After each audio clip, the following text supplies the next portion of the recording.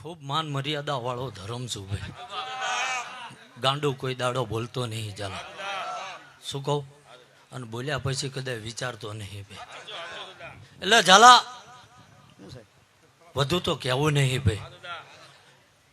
પણ જો કદાચ ટીપે ટીપે આમને સરોવર ભર્યું હે ભાઈ.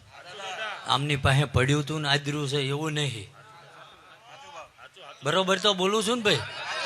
હા એમ. પણ મારો રામ એવું બોલે, મારો મહાદેવ એવું કહે છે ઝાલા, એ પોખરણનો પીર એવું કહે છે ભાઈ. શું કહું?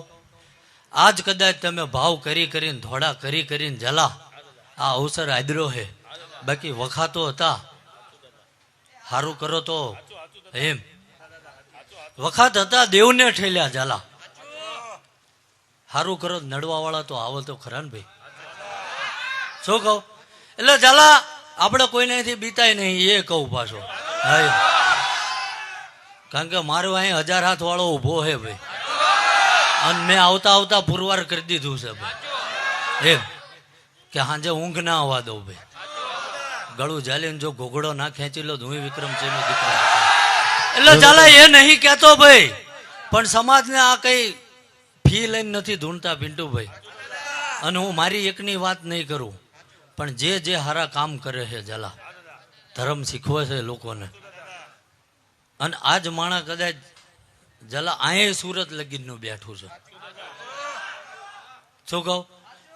એટલે ગામો ગામ બધેથી આવ્યું છે ઝાલા. ચમ કે કોઈ મારા દેવના નિમિત્તે આવ્યું છે, કોઈ આ પોખરણના પીરના નિમિત્તે આવ્યું છે. અને જો કદાચ તમારું ઉઘાડા પગે દોડેલું હોય છે ભાઈ, 24 તારીખ પતવા દો, 25 નો તમે થાક ખાવ ભાઈ. શું કહું? અને 26મી તારીખે આ પોખરણનો પીર એવું કહે છે ઝાલા કે લીલુડો ઘોડો જો આકાશમાં ના દોડાવું તો મારું અહીં આવું.